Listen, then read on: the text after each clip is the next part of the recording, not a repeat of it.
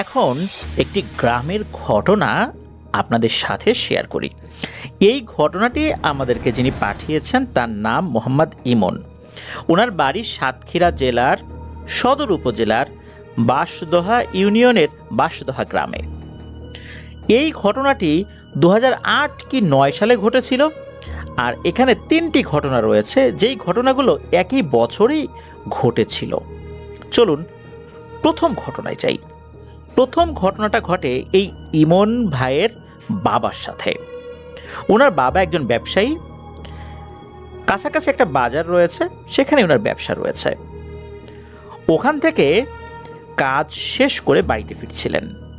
রাত তখন আনুমানিক 11টা 11:30 বাজে। তো 2008-9 সালে রাত 11টা 11:30 যে আহামরি রাত এটাও বলা যাবে না।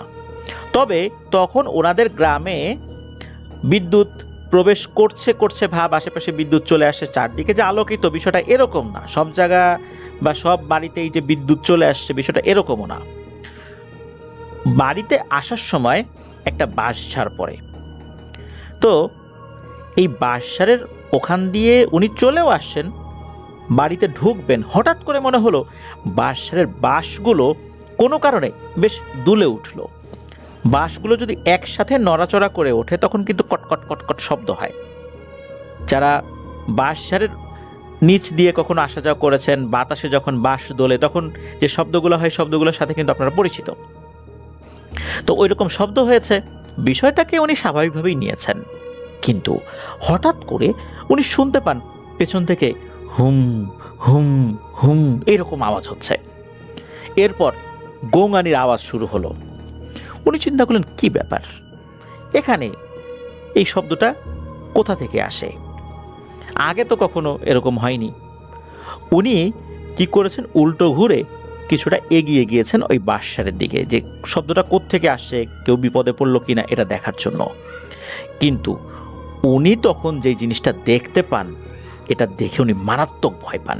উনি দেখতে পান বেশ বড় আকৃতির একটা মানুষের মতো অবয়ব, সে মাথা নিচে পা উপরে বাদুড় যেভাবে ঝুলে থাকে ওই রকম বাঁশের কোনো একটা কঞ্চির সাথে ঝুলে আছে। এই অবয়বটার হাত চারটা হাত মাকড়সার মতো একসাথে নড়াচড়া করছে, আর ভয়ঙ্কর দৃষ্টিতে উল্টো হয়ে ঝুলেই এই ইমন ভাইয়ের বাবার দিকে তাকিয়ে আছে। ইমন ভাইয়ের বাবার সাথে যখন ওই অবয়বটা চোখাচোখি হয়েছে তখনই ওই অবয়বটা কি করেছে, এক বাঁশ থেকে আর এক বাঁশে ঝুলে ঝুলে চলে যাচ্ছে। এইভাবেই বাঁশঝাড়ের ভেতরে গিয়ে ওই অবয়বটা মিলিয়ে যায়। উনি এটা দেখে মারাত্মক ভয় পান, দ্রুত বাসায় ঢুকে যান। তারপর বাসার সকলের সাথে এই ব্যাপারটা শেয়ার করেন। এটা যখন শেয়ার করেন তখন পরিবারের মধ্যেও একটা আতঙ্ক ছড়িয়ে পড়ে। এরপরে আসি যে এই ইমন ভাইয়ের মেজো দাদা, কারণ ওনার দাদারা হচ্ছেন 5 ভাই, মানে 5 দাদা রয়েছেন আর কি। তো ওই মেজো দাদা উনি স্থানীয় একটি মসজিদে ইমামতি করতেন। মসজিদটা অনেক পুরনো, পূর্বে ওই মসজিদটা ছিল মাটির, এখন অবশ্য সেটা রেনোভেট করা হয়েছে বিভিন্নভাবে। উনি অনেক রাতের বেলা ফিরছিলেন কোনো একটা কাজ সেরে। উনি যখন মসজিদের পাশ দিয়ে যাচ্ছেন তখন হঠাৎ করে ওনার চোখ চলে যায় মসজিদের দরজার দিকে। দরজা জানালা তো বন্ধই ছিল, কিন্তু মনে হচ্ছিল দরজার নিচ দিয়ে আলো বের হচ্ছে, আর 2 দরজার মাঝখানে সামান্য যে ফাঁকা অংশটা থাকে ওই দিক দিয়েও আলো বের হচ্ছে। উনি চিন্তা করলেন যে এই আলো কোত্থেকে আসে। ওই সময় কিন্তু মসজিদে ইলেকট্রিসিটি ছিল না, হারিকেন জ্বালিয়ে ওনারা নামাজ পড়তেন, বিশেষ করে মাগরিব এবং এশার নামাজ। চিন্তা করলেন যে কি ব্যাপার, এইখানে এত আলো কিসের। এখন যদি কোনো একটা পাওয়ারফুল এলইডি বাল্ব জ্বালানো হয় তখন যেরকম আলো, ওই রকম আলো মনে হচ্ছিল ওই মসজিদের মধ্যে। উনি অবাক হয়ে যান। উনি অবাক হয়ে মসজিদের দিকে এগিয়ে যান যে রাতের বেলা মসজিদে কারা। উনি এগিয়ে গিয়ে আলতো করে দরজাটা টাচ করেন। আলতো টাচেই দরজার এক পাল্লা কিছুটা খুলে যায়। উনি দেখতে পান ইমামের জায়গায় একজন দাঁড়িয়ে আছেন, তার পেছনে 8-9 জন মনুষ্য অবয়ব আছে। দেখতে মানুষের মতো মনে হচ্ছে, কিন্তু তাদের চেহারা বোঝা যাচ্ছে না। এরা নামাজ পড়ছে। যে সূরা কিরাতগুলো পড়ছে, এই সূরা কিরাতগুলোর সাথে উনি পরিচিত। ছোট ছোট সূরা দিয়েই নামাজ পড়ছিলেন আর কি। উনি যখন বুঝতে পারলেন সূরাটা শেষ হয়ে যাচ্ছে, রুকু সেজদা করবেন, উনি একটা পর্যায়ে ওখান থেকে কিছুটা দূরে সরে আসেন। তখনও কিন্তু দরজার পাল্লাটা বেশ খোলাই ছিল। উনি মসজিদের একদম বাইরে এসে ওনাদের দিকে তাকিয়ে আছেন। যখন আসসালামু আলাইকুম রহমতুল্লাহ বলে সালাম ফেরানো হয়, দুই পাশে সালাম ফিরে নামাজ যখন শেষ করা হয় আর কি, তখন হঠাৎ করে ঝিঝি পোকার মতো এক ধরনের আওয়াজ শুরু হয়ে যায়, চি চি চি শব্দ শুরু হয়ে যায়। এরপর মুহূর্তের মধ্যেই ওই অবয়বগুলো ভ্যানিশ হয়ে যায়, ওই আলো একদম মিলিয়ে যায়, অন্ধকার হয়ে যায়। এটা তো গেল দাদার সাথে ঘটে যাওয়া ঘটনা। এবার আসি ইমন ভাইয়ের সাথে ঘটে যাওয়া ঘটনা। ইমন ভাই তখন ছোটই বলতে হবে, ওনার বয়স তখন 6 কি 7 বছর। ওনাদের ঘরে তখন টেলিভিশন ছিল না। তো ওনারা তো 5 দাদা। কোনো কারণে হয়েছে কি, এই কয়েকজন দাদার মধ্যে বেশ ঝগড়াঝাটি হয়েছে। অনেকে একজন আরেকজনের বাসায়ও যাচ্ছে না এই ঝগড়াঝাটির কারণে। এখন ইমন ভাই বা ওনার যে অন্যান্য চাচাতো ভাইরা আছেন, তারা তো ছোট মানুষ, ওনারা তো আর এই সমস্ত ঝগড়াঝাটির ভিতরে নাই। তো ইমন ভাইদের বাসায় টেলিভিশন ছিল না। ওই সময় কিন্তু ওই এলাকার মধ্যে ওনার এক চাচার বাসায় টেলিভিশন ছিল। ওই চাচার বাবাও ওনার একজন দাদা হয় আর কি। তো ওই বাসায় এখন ঢুকবে কিভাবে, ঝগড়াঝাটি হয়েছে, ঢোকা কি যায়? ওই বাসার যে টেলিভিশনটা, ওই টেলিভিশনটা অনেক সময় জানালা যেটা রয়েছে, জানালার ওখানে দাঁড়িয়েও দেখেছেন ইমন ভাই।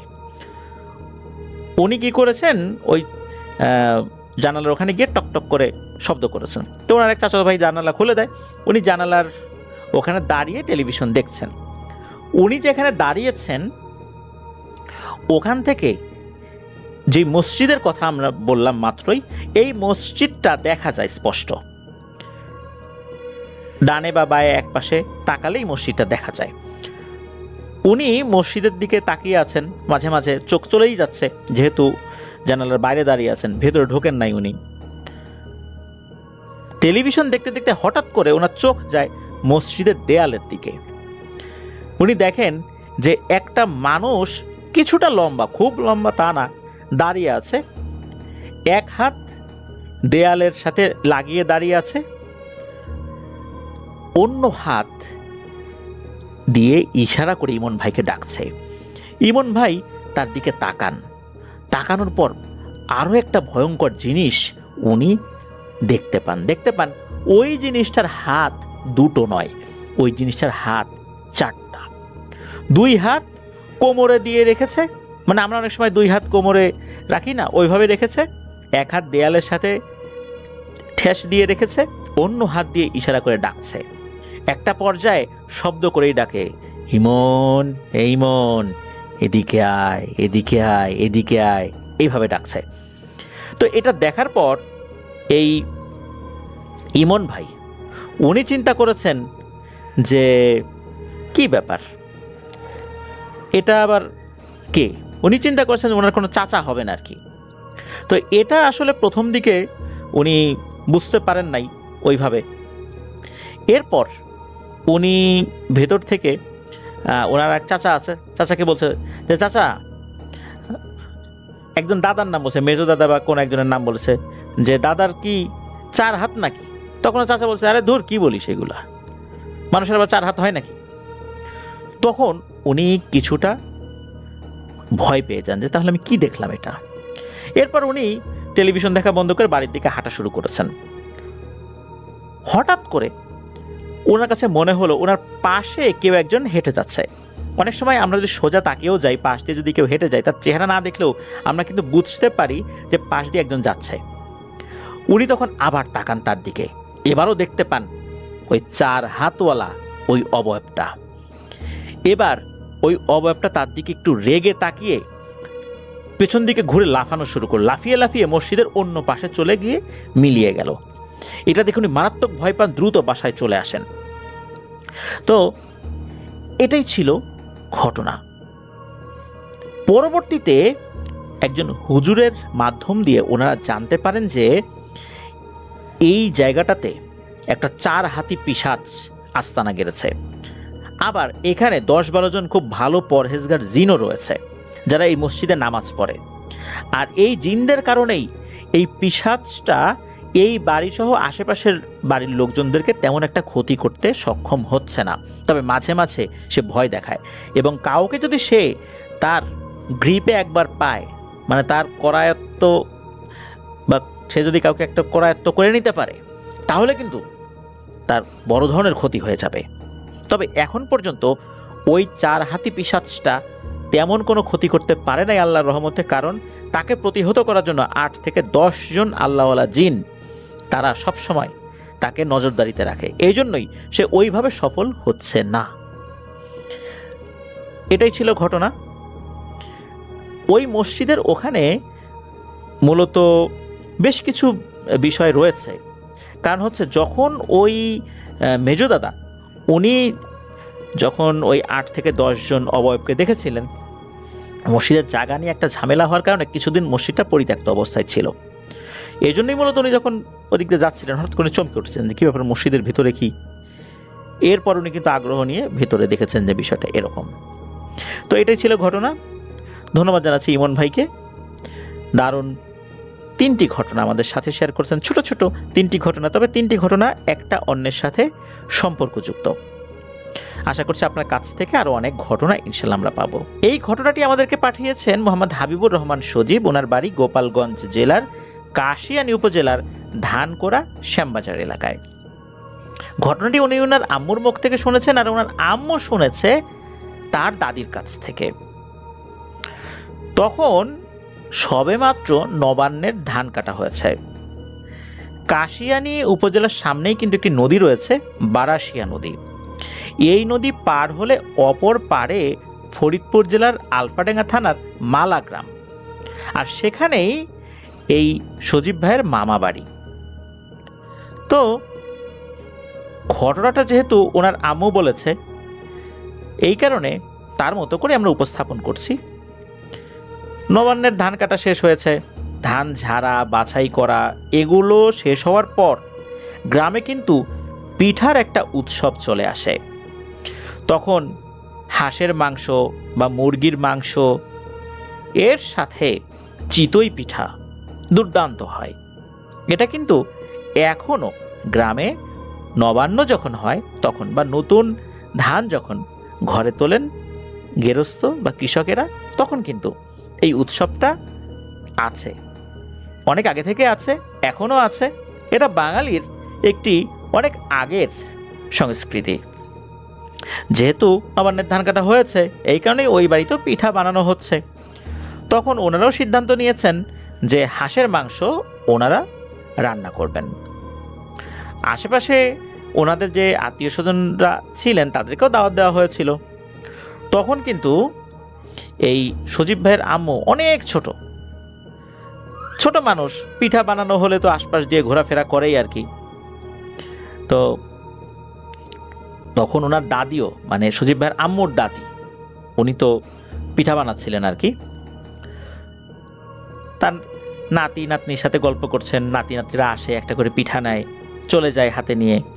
আবার পুরুষ সদস্যরা ঘরের ভিতরে বসে আছেন।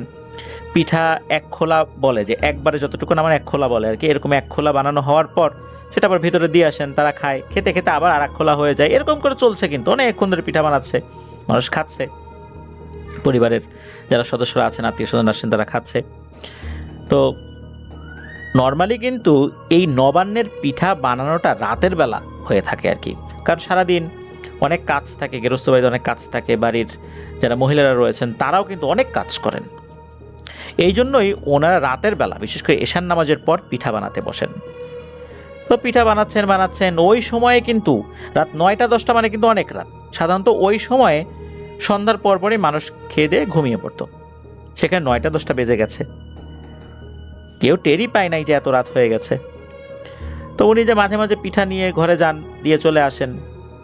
ওই সময় হয়েছে কি, হঠাৎ করে বেড়ার ও পাশে মনে হচ্ছে বেশ ভারী কোনো জিনিস গড়িয়ে গড়িয়ে একবার এপাশে যায় একবার ওপাশে যায়। উনি চিন্তা করেন কী ব্যাপার, এত ভারী জিনিস ওখানে কি? যখন ওই জিনিসটা গড়িয়ে গড়িয়ে এক পাশে যায় অন্য পাশে যায়, তখন মনে হচ্ছে যে মাটি কিছুটা কাঁপছে। হঠাৎ করে হয় কি, বেড়ার নিচ দিয়ে যে ফাঁকা অংশ থাকে ওই দিক দিয়ে একটা কালো হাত, চিকন লিকলিকে একটা কালো হাত, লোমশ হাত ঢুকে পড়ে। ওই হাতটা ঢোকার পর হাতের সামনে যে আঙ্গুল আছে আঙ্গুল দিয়ে ইশারা করছে যে আমার হাতে কয়েকটা পিঠা দিবি, আমি পিঠা খাবো, দে দে আমাকে কয়েকটা পিঠা দে। রান্নাঘরের পেছনে আসলে অনেক বড় বড় গাছ ছিল, ওই গাছের পেছনে আবার ফাঁকা বিল ছিল।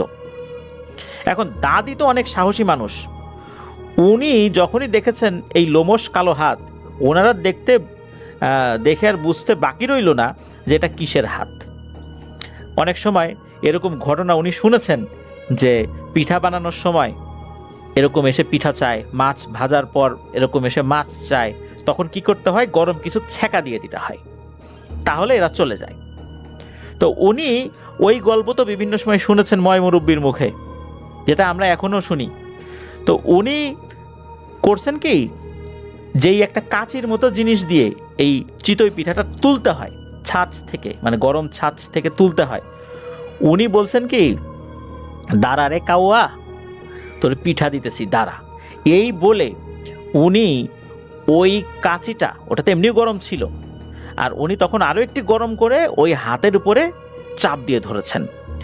যখনই উনি এই কাজটা করেছেন, ওই পাশ থেকে তো প্রচণ্ড আর্তনাদ করে উঠছে, ওরে বাবারে মারে মরে গেলাম মরে গেলাম। কিন্তু ওই হাতটা যে টান দিয়ে সরিয়ে নেবে এটা কিন্তু হচ্ছে না, হাতটা ওরকমই আছে। আর উনি ওই গরম কাঁচিটা ওই হাতের উপর চেপে ধরে রেখেছেন, ওই হাতটা নড়াতেই পারছে না। একটা পর্যায়ে উনি ওই কাঁচিটা হাতের উপর থেকে যখন তুলে ফেলেছেন, তখন ওই হাতটা সরে চলে যায়। বেড়ার ওপাশ থেকে ছটফটের আওয়াজ শুনতে পান উনি, মনে হচ্ছে একবার এপাশ থেকে ওপাশে কোনো জিনিস যাচ্ছে দৌড়ে, ওপাশ থেকে এপাশে আসছে, মানে খুব যন্ত্রণায় কেউ ছটফট করছে এরকমটা মনে হচ্ছে। তো উনি যে চিৎকার চেঁচামেচি শুনছেন বিষয়টা এরকম না, তবে বেশ অনেকক্ষণ পর সব কিছু স্বাভাবিক হয়ে যায়। উনি ঘরের সবাইকে বিষয়টা খুলে বলেন যে এই ঘটনা ঘটেছে। উনি যখন এই ঘটনাটি ঘটিয়েছেন তখন অবশ্য ওনার আশেপাশে কেউ ছিল না। পরিবারের সদস্যরা বলেন যে আজকের পিঠা বানাতে হবে না, দ্রুত কাজ শেষ করে ফেলো। তো ওই সময়ের মতো কাজ শেষ করে উনি ঘরে চলে যান।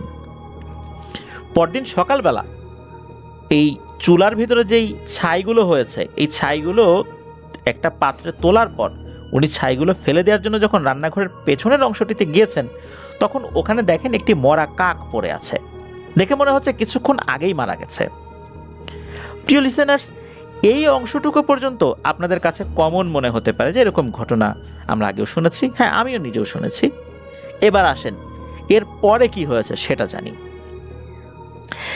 এই ঘটনার পর থেকে সজীব ভাইয়ের আম্মুর দাদির মধ্যে বেশ কিছু পরিবর্তন লক্ষ্য করা যায়। তিনি 5 ওয়াক্ত নামাজ পড়তেন আগে থেকেই আর কি।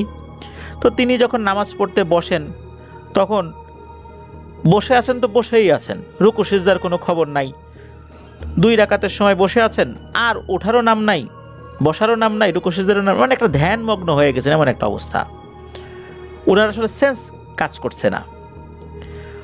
ওনাকে যদি ডাকা হয়, ওনার সাথে কথা বলার চেষ্টা করা হয়, উনি পাগলের মতো আচরণ করতেন। আর উনি মাঝে মাঝেই উঠোনের মধ্যে বসে একটা কাঠি নিয়ে কিছু একটা দাগাদাগি করতেন মাটির উপরে। আবার মাঝে মাঝে এমন কোনো একটা ভাষা উনি মাটির উপর লিখতেন, যেটা আসলে আরবি না, হিন্দি না, উর্দু না, ফার্সি না, এটা আসলে কি ভাষা এটা কেউ বুঝতে পারতেন না। আবার মাঝে মাঝে উনি আকাশের দিকে তাকিয়ে আছেন তো তাকিয়েই আছেন, চোখের পলকও ওনার পড়ছে না, এমন হতো। আবার মাঝে মাঝেই উনি উধাও হয়ে যেতেন, কোথাও খুঁজে পাওয়া যেত না। আবার একা একাই উনি ফেরত আসতেন। এরকম সমস্যা শুরু হয়ে যায় ওই ঘটনার পর থেকে। একদিন রাত্রে এশার নামাজের পর তাকে খুঁজে পাওয়া যাচ্ছিল না। তো সবাই মিলে তাকে খুঁজতে বের হয়, কোথাও তাকে পাওয়া যাচ্ছিল না। সকল জায়গায় খোঁজাখুঁজি শেষে যখন তাকে কোথাও পাওয়া যাচ্ছিল না, তখন সবাই চুপচাপ বাড়িতে খুব চিন্তামগ্ন হয়ে বসে রয়েছেন যে কখন উনি একা একাই ফেরত আসবেন, কারণ এর আগেও উনি হারিয়ে গিয়ে একাই ফেরত এসেছেন। এমন সময় বারাশিয়া নদীতে ওই সময় যারা মাছ ধরতেন স্থানীয় কিছু জেলেরা, তারা হন্তদন্ত হয়ে ওই বাড়িতে ছুটে আসেন এবং ডাকাডাকি শুরু করেন। এই সজীব ভাইয়ের আম্মার দাদার নাম ধরে ডাকাডাকি করেন। তখন বাড়ির অন্য সদস্যরা তড়িঘড়ি করে বের হয়ে আসেন, বলে যে কী হয়েছে। দেখা গেল ওরা অল্প বয়স্ক ছেলে পেলে মাছ ধরে আর কি, ওখানে স্থানীয় লোক। তখন ওরা বলছে যে বুঝিরে তো দেখলাম আজকে বারাশিয়া নদীতে অনেকক্ষণ ধরে সাঁতরাচ্ছিল, আমরা মনে করলাম মনে হয় বড় করে মাছ হবে, এইভাবে আমরা নৌকা নিয়ে সামনের দিকে আগাইলাম। তখন দেখলাম কোনো কিছুর মাথা দেখা যাচ্ছে, কিন্তু সেইটার মাথায় অনেক বড় বড় চুল আছে। এইটা দেখে তো আমরা ভয় পেয়ে যাই, মনে হয় পানির কোনো জিন আমরা দেখেছি। এছাড়া আমাদের কাছে মনে হচ্ছিল নদীর পাশ দিয়ে যে বড় বড় গাছ রয়েছে, মনে হচ্ছে সেখানে বিশাল ঝড় হচ্ছে। হঠাৎ করে মনে হলো নদীতে ভারী স্রোত শুরু হলো। এমন সময় আমাদের একজন লোক আছে যার নাম হলো ঝন্টু। এই ঝন্টু মাঝি আমাদের বলল, আরে এটা কি রে, এটা তো ধলার বউ, তাড়াতাড়ি ধরে রে, নিশ্চয়ই কোনো সমস্যা হয়েছে। তখন আমরা তাড়াতাড়ি করে নৌকা নিয়ে তার কাছে গেলাম এবং অনেক জোর জবরদস্তি করে তাকে টেনে তুলেছি। মনে হচ্ছিল তার গায়ে প্রচণ্ড শক্তি, আর এটাও মনে হচ্ছিল যে উনি পানির ভেতরে কোনো কিছুকে ধাওয়া করেছেন। অনেক কষ্ট করে আমরা নিয়ে আসছি, আমরা নৌকায় উঠাই রাখছি, তারপর জ্ঞান হারাই ফেলছে, তাড়াতাড়ি চলেন তাকে নিয়ে আসবেন। তো এই কথা শোনার পর সজীব ভাইয়ের আম্মুর দাদা উনি তো অনেক চিন্তায় পড়ে যায়। ওনার নাম ছিল ধলা, ধলা নামে উনি পরিচিত ছিলেন আর কি। তো তাকে নিয়ে আসা হয়, এরপরে একজন খুব বুজুর্গ ইমামের কাছে নিয়ে যাওয়া হয়। উনি যখন এই বিষয়টা দেখেছেন, ওনার বেশ ভালো আমল ছিল, আর প্যারানরমাল বিষয়গুলো উনি দেখলেই অনেকটা বলতে পারতেন আল্লাহর রহমতে।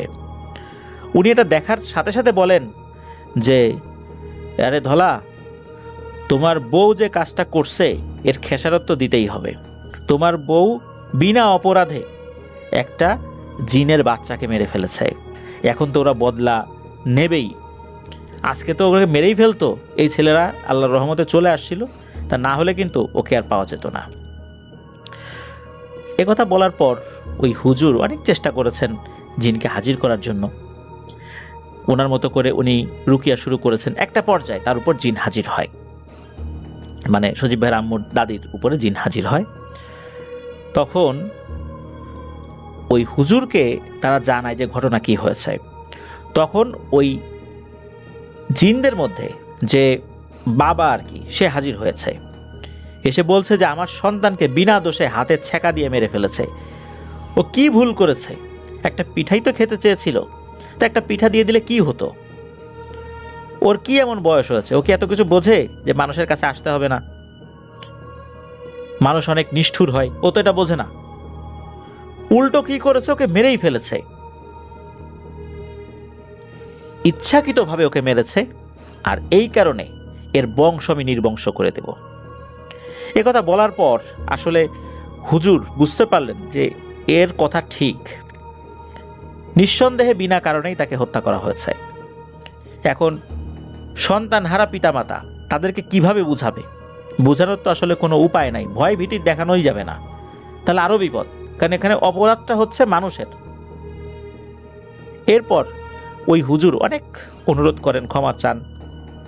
একটা পর্যায়ে ওই মারা যাওয়া জিনের পিতা বলে ওঠে, আমি এখনকার মতো একে ছেড়ে যাচ্ছি, তবে কোনো না কোনো ক্ষতি আমি করবই, এটা আমার ওয়াদা, আর আমরা ওয়াদার বরখেলাপ করব না কখনোই, এই বলে চলে যায়।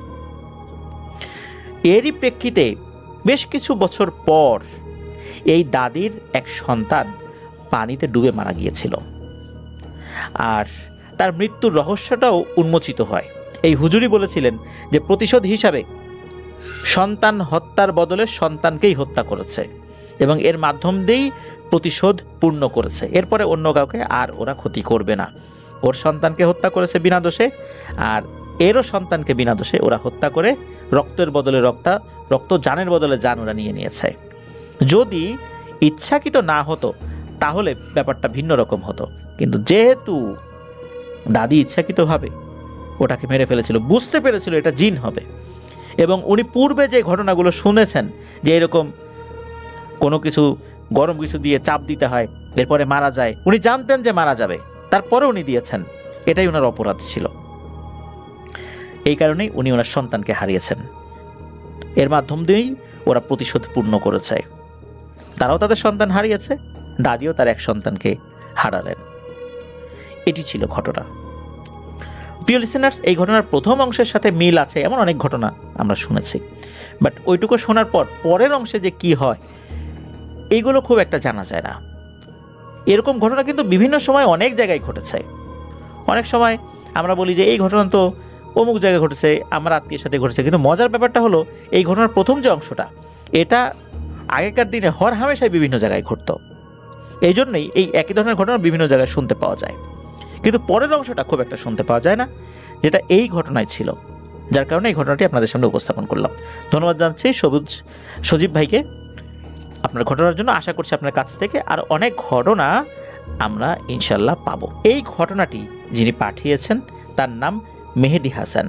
ওনার বাড়ি নওগাঁ জেলার রানীনগর উপজেলার কালীগ্রাম ইউনিয়নের করজগ্রাম গ্রামে। ওনার এই ঘটনাটি মূলত নানার মুখ থেকে শোনা। ঘটনাটি ঘটেছিল ওনার নানার মা এবং তার ভাইয়ের সাথে। সময়টা অনেক আগের, 1950 কি 51 সালের ঘটনা। ওনার নানার মায়ের নাম ছিল রুকসানা আর তার ভাইয়ের নাম ছিল ফারুক। ওনাদের বাড়ির বিবরণটা একটু দেয়া দরকার। নওগাঁ জেলার বাড়িগুলো কিন্তু এখনও দেখা যায় মাটির তৈরি। ওই সময় কিন্তু অধিকাংশ বাড়িগুলোই মাটির ছিল। তো ওনার বড় আম্মাদের বাড়ি ছিল দুই তলা মাটির বাড়ি। আশেপাশে যে সমস্ত ফসলের জমিগুলো রয়েছে সেগুলো তো আছেই। বাড়ি থেকে 1 কিলোমিটার পরে ছিল একটি পুকুর।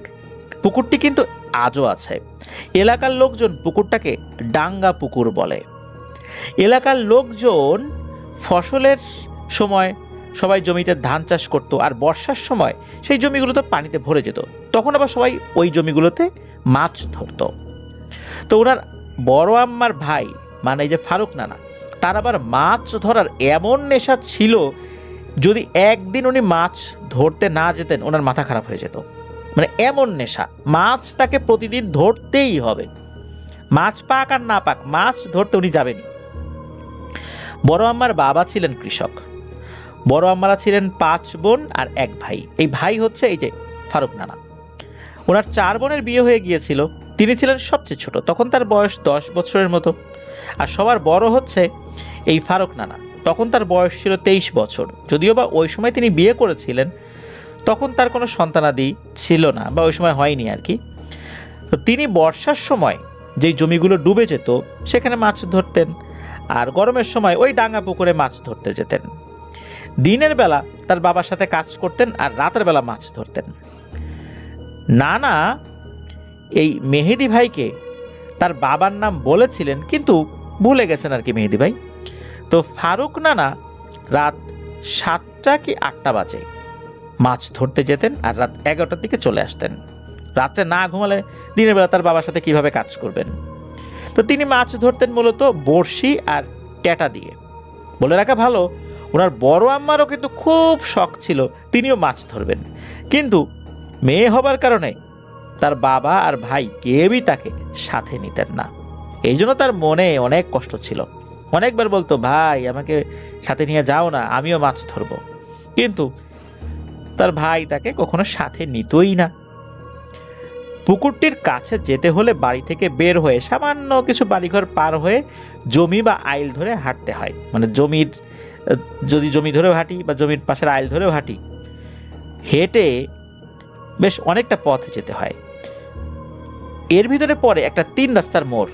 মূলত একদিক দিয়ে ওই পুকুরে যাওয়া যায় আর অন্য 2 দিক দিয়ে অন্য গ্রামে যাওয়া যায়। আর পুকুরটির 4 দিক দিয়ে অনেকগুলো বড় বড় তাল গাছ ছিল। একদিন এই ফারুক নানা মাছ ধরার জন্য পুকুরে গিয়েছেন। ওই দিন বড় বড় 4 থেকে 5টা মাছ ধরেছেন। তারপর চিন্তা করেছেন যে আজ আর মাছ ধরবেন না, উনি বাড়িতে চলে আসবেন।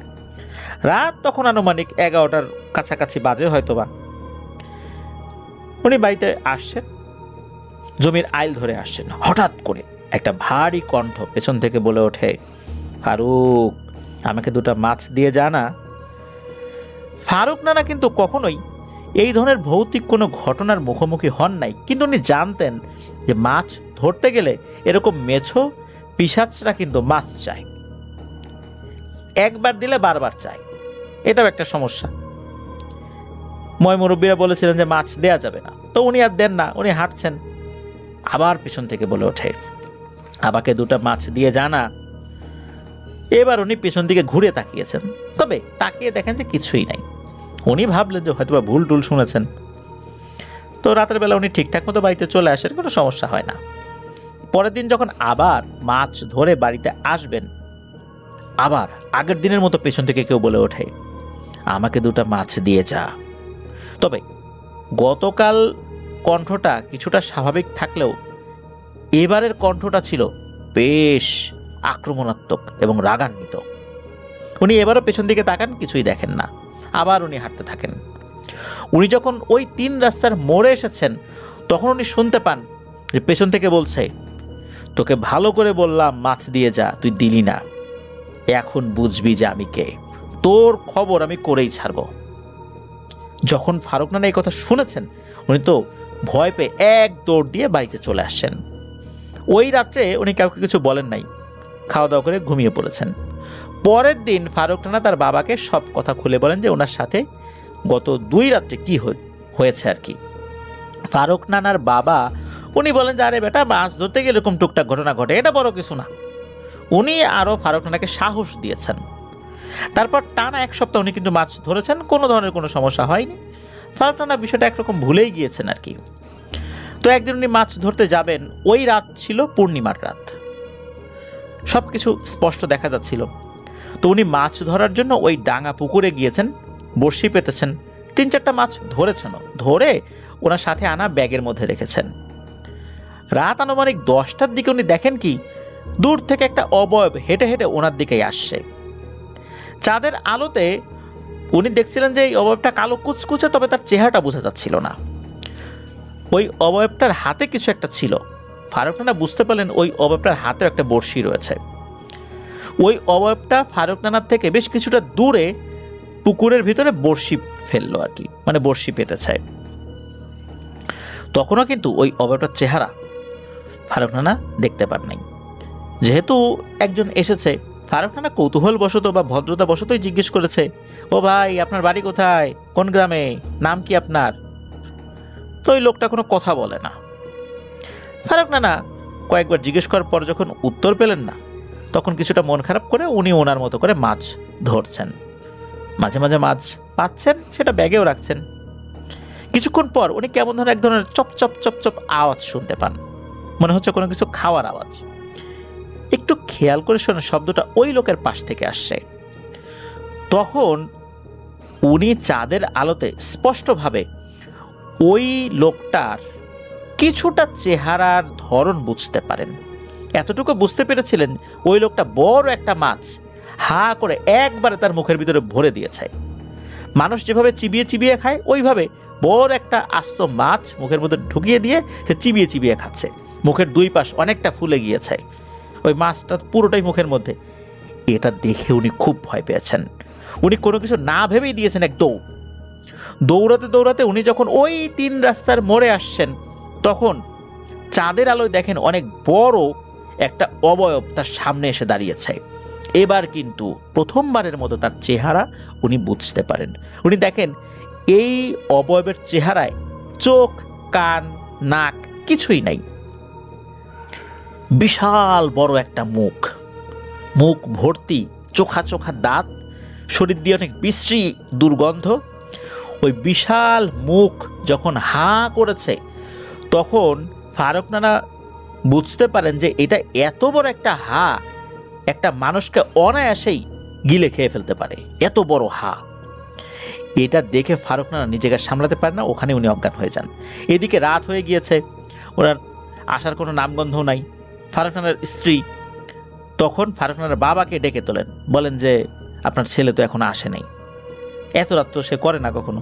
ফারুক নানার বাবা উনি চিন্তিত হয়ে পড়লেন। এরপর প্রতিবেশী কয়েকজনকে ডেকে সাথে নিয়ে ফারুক নানাকে খুঁজতে বের হন।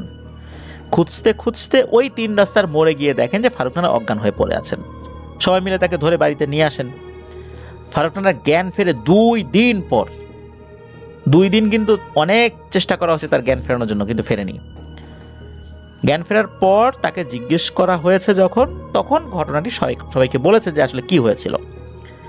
ফারুক নানার বাবা এবার কিছুটা আফসোস করতে থাকেন এই ভেবে যে ফারুক নানা তো প্রথমে বলেছিল যে আসলে ঘটনাটা কি হয়েছে, মানে প্রথম 2 রাতে যেটা ঘটেছে, তখন যদি উনি একটা ব্যবস্থা নিতেন তাহলে আজকে এই সমস্যাটা হতো না। উনি স্থানীয় একজন হুজুরকে ডেকে নিয়ে আসেন, তাকে দিয়ে ঝাড়ফুঁক করান। আর হুজুর বলেন যে মাছ দেয়া হয়নি তো এই জন্য পিশাচরা তাকে ভয় দেখিয়েছে। এরপর টানা 1 সপ্তাহ ফারুক নানার খুব জ্বর ছিল। আস্তে আস্তে আল্লাহর রহমতে উনি সুস্থ হয়ে যান। সুস্থ হওয়ার পর ফারুক নানা একটা স্বপ্ন দেখেন। স্বপ্নের মধ্যে ওই অবয়বটাকে দেখেন, যার চোখ নাই, নাক নাই, কান নাই, শুধু মুখ রয়েছে। ওই অবয়বটা বলছে, তোকে কত ভালো করে বললাম আমাকে মাছ দে, তুই আমাকে মাছ দিলি না। মনে রাখিস, আমি তোকে যেদিনই মওকা মতো পাবো ওই দিনই তোর জীবনের শেষ দিন হবে। এরপর ফারুক নানা পুরোপুরি সুস্থ হয়ে যান আল্লাহর রহমতে। তো উনি চিন্তা করেন যে মাছ ধরা তো নেশা, তবে রাতের বেলার মাছ ধরবেন না, উনি মাছ ধরবেন দিনের বেলা ধরবেন।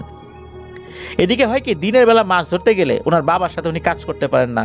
ওনার বাবারও বয়স হয়ে গিয়েছে, উনি একা একা সব কাজ শেষ করতে পারেন না দিনের আলোতে। এদিকে ছেলেও মাছ ধরতে যায়, আবার বাবার কাজে অসুবিধা হয়, যার কারণে ফারুক নানা উনি চিন্তা করলেন যে মাছ উনি দিনের বেলাও ধরাটা ছেড়ে দিবেন। তখন ফারুক নানার বাবাও বলেন যে তোর বাবা এখন আর মাছ ধরতে যেতে হবে না, দিনেও না রাতেও না, বর্ষাকাল আসুক আবার বর্ষার সময় তুই মাছ ধরতে যাস। ফারুক নানার মন খারাপ হয়, আসলে মাছ ধরা তো ওনার নেশা। যে মানুষ একদিন মাছ না ধরে থাকতে পারে না, সে বর্ষা পর্যন্ত অপেক্ষা করবে, আসলে তার জন্য এটা অনেক কষ্টই। এদিকে হয় কি, এই যে বড় আম্মা মানে ফারুক নানার বোন রুকসানা, উনি বলেন যে ভাই আমার একদিন নিয়ে যাবি মাছ ধরতে। তখন ফারুক নানা কি মনে করে রাজি হয়ে যায়। একদিন দুপুরবেলা খাবার খেয়ে ওনারা দুজনে মিলেই বড়শি আর টেটা নিয়ে ভর দুপুরবেলায় মাছ ধরতে বের হন। ওনারা দুজনে সেই ডাঙ্গা পুকুরে যান কোনো ধরনের সমস্যা ছাড়াই, মাছও ধরছেন বেশ কিছু। তারপর ভাবলেন তো অনেক হয়েছে, এখন বাড়ি চলে আসবেন। যখনই ওনারা হাঁটতে হাঁটতে ওই 3 রাস্তার মোড়ে আসছেন, তখনই যে রুকসানা মানে বড় আম্মা, উনি ওনার গায়ে একটা গরম বাতাস অনুভব করেন। উনি বলেন যে ভাই আমার গায়ে একটা গরম বাতাস লাগলো।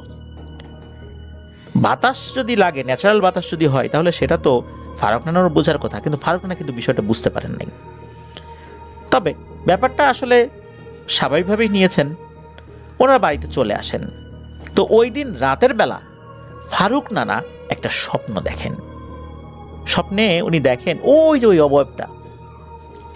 অবয়বটা এবং উনি ওই ডাঙা পুকুরের ওখানে আছেন। ওই যে ওই অবয়বটা থেকে বলছে, তোর বোনকে তো আমি নিয়ে যাব রে, তুই যদি ভালোই ভালোই তোর বোনকে আমাকে দিয়ে দিস তাহলে এর বিনিময়ে তোকে 1 কলস সোনার মোহর দিব, আর মাছ ধরার সময় তোকে কখনোই কোনো সমস্যা করব না, আর 1 কলস সোনার মোহর পেলে তোর আর মাছ ধরাই লাগবে না, কিন্তু তোর বোনকে আমি নিয়ে যাব। ফারুক নানা স্বপ্নেই বলে দেন, যা হারে কি মামা বাড়ির আবদার, আমার বোনকে তুই নিয়ে যাবি, আর আমি সেই অনুমতি দেব, কখনো না, এটা আমি হতেই দেব না। যখন ফারুক নানা এটা বলেছেন, তখন নাকি ওই অবয়বটা তার বিশাল মুখটা হা করে খুব অট্ট হাসি হাসতে থাকে, ভয়ঙ্কর এক হাসি, বিভৎস এক দৃশ্য। ফারুক নানার ঘুম ভেঙে যায়। বলে রাখা ভালো, এই যে রুকসানা বড় আম্মা উনি দেখতে মাশাআল্লাহ অনেক সুন্দরী ছিলেন। পরের দিন থেকে শুরু হয় আর একটা সমস্যা। পরের দিন থেকে এই রুকসানা বড় আম্মা এলোমেলো কথা বলতে শুরু করেন, তার আচার আচরণ স্বাভাবিক থাকে না। উনি ওনার নিজের মাথার চুল নিজেই টেনে ছিঁড়ে ফেলতেন, নখ দিয়ে শরীরে আঁচড় কাটতেন, ঠিকমতো খাবার খেতে চাইতেন না, আবার যখন খেতে বসতেন একসাথে 5-6 জনের খাবার একসাথে খেয়ে ফেলতেন। এক রাত্রে এই রুকসানা বড় আম্মা উনি তো ওনার মা বাবার সাথে শুয়েছেন, যেহেতু ওনার একটা সমস্যা চলছিল। হঠাৎ করে রুকসানা বড় আম্মার আম্মা যিনি, মানে তার মার ঘুম ভেঙে যায়। ঘুম ভেঙে দেখেন যে রুকসানা বড় আম্মা বিছানায় নাই। তখন দ্রুত উনি তো এই রুকসানা বড় আম্মার বাবাকে ডেকে তুলেছেন যে ওই মেয়েটা কোথায় গেল, তাড়াতাড়ি ওঠো ওঠো ওঠো। আশেপাশে খুঁজে কোথাও পাওয়া যায় না। তখন এই রুকসানা বড় আম্মার বাবা প্রতিবেশী কয়েকজনকে ডেকে নিয়ে বাড়ির বাইরে বেরিয়ে যান তাকে খোঁজার জন্য। অনেক খোঁজার পর ওই যে ডাঙা পুকুর, ওই ডাঙা পুকুরের তাল গাছের নিচে রুকসানা বড় আম্মাকে পাওয়া যায় অজ্ঞান অবস্থায়। এরপর মাঝে মাঝেই এই রুকসানা বড় আম্মাকে ঘরে পাওয়া যেত না, অন্য কোথাও না খুঁজে ওই ডাঙা পুকুরের তাল গাছের ওখানে চলে যেতেন তারা, সেখানে তাকে পাওয়া যেত অজ্ঞান অবস্থায়। এদিকে ফারুক নানা তার বাবাকে সব ঘটনা খুলে বলেন যে এরকম স্বপ্ন উনি দেখেছিলেন। এরপর ফারুক নানার বাবা বুঝতে পারেন যে ব্যাপারটা খুব অস্বাভাবিক দিকে যাচ্ছে, এভাবে চলতে দেওয়া যায় না। উনি আবার সেই মসজিদের ইমামকে ডেকে নিয়ে আসেন। উনি ওনার মতো করে ঝাড়ফুঁক করেন, কিন্তু উনি কিছুই বুঝতে পারেন না, কোনো সমস্যার সমাধানও দিতে পারছেন না। এভাবে আস্তে আস্তে বড় আম্মার শারীরিক অবস্থা খুব খারাপ হতে থাকে। অনেক খোঁজাখুঁজি করার পর পাশের আত্রাই উপজেলায় একজন হুজুরের সন্ধান পাওয়া যায়। হুজুরের কাছে গিয়ে সব ঘটনা বলার পর হুজুর বলেন যে আসলে এই ধরনের সমস্যাগুলো বাড়িতে গিয়ে সমাধান দিতে হয়, এখান থেকে সমাধান দেওয়া যাবে না। আমি আপনাদের বাড়িতে যাব, বাড়িতে গিয়ে তারপর দেখি কি করা যায়, আল্লাহ চাহেন তো সমাধান হয়ে যাবে ইনশাল্লাহ, এটা উনি বলেন। তো হুজুর আসেন। হুজুর আসার পর দেখেন যে রুকসানা বড় আম্মার মানে শরীর অবস্থা খুবই খারাপ, ভয়ঙ্কর অবস্থা, চিকন হয়ে গেছে একদম। এমনিতে তো চিকন মানুষ ছিলেন, তারপর আরও অবস্থা খারাপ। হুজুরের কাছে খুব পরহেজগার এবং শক্তিশালী একজন জিন আসতেন। তার মাধ্যম দিয়ে কিছু খবর উনি পান। উনি বলেন যে এশার নামাজের পর উনি রুকিয়া শুরু করবেন। সেই মোতাবেক উনি এশার নামাজের পর 2টা গোল বৃত্ত আঁকেন, একটাতে উনি বসেন আর একটায় রুকসানা বড় আম্মাকে বসান। এরপর রুকিয়া শুরু হয়ে যায়। রুকিয়া করার 2 ঘন্টার মাথায় ওই জিনটা রুকসানা বড় আম্মার শরীরে এসে হাজির হয়। জিনটা যখন আসছিল তখন সবাই শুনতে পাচ্ছে যে দূর থেকে শো শো শব্দ। অনেক সময় বাতাস যখন বইতে থাকে খুব জোরে খুব জোরে, আমরা দূর থেকে বাতাসের আসার শব্দ পাই, কিন্তু ওই রকম শব্দ আসছিল। রুকসানা বড় আম্মার শরীরে যখন হাজির হয় তখন জিনটা ফোঁস ফোঁস করছিল, মনে হচ্ছে অনেক রেগে আছে। এরপর সবকিছু শান্ত হয়ে যায়। তখন ওই জিনটা বলে, এই হুজুর, আমাকে ডেকেছিস কেন বল। হুজুর স্বাভাবিকভাবে জিজ্ঞেস করেন, তুই এই মেয়েটার শরীরের উপর কেন ভর করেছিস? তখন জিনটা বলে, কোনো কথা বলতে পারবো না বেশি, একে আমি নিয়ে যাব, এটাই শেষ কথা। ওর ভাইকে আমি ছেড়ে দিছি, কিন্তু একে নিয়ে যাব, একে আমি ছাড়বো না। হুজুর বলে যে ভালোভাবে কি যাবি নাকি তোকে বোতলে ভরবো? তখন ওই জিনটা বলে, একে আমি ছাড়বো না। তখন হুজুর বলেন যে সব জিন এই কথাই বলে, রুকিয়া যখন শুরু হয়ে যায় তখন আর এই সমস্ত কথা থাকে না। এই বলে হুজুর রুকিয়া শুরু করে দেন। একটা পরে জিনটা বলে ওঠে, ছেড়ে দে ছেড়ে দে, আমাকে ছেড়ে দে, আমার শরীরটা জ্বলে যাচ্ছে। আর জিনটা বলে, এবারের মতো আমি ছেড়ে গেলাম, কিন্তু মনে রাখিস এই মেয়েকে আমি না পেলে আর কেউ পাবে না। এই বলে জিনটা চলে যায়। ওই সময়ে ওই জিনের কথার অর্থ কেউ খুব একটা বুঝতে পারে নাই।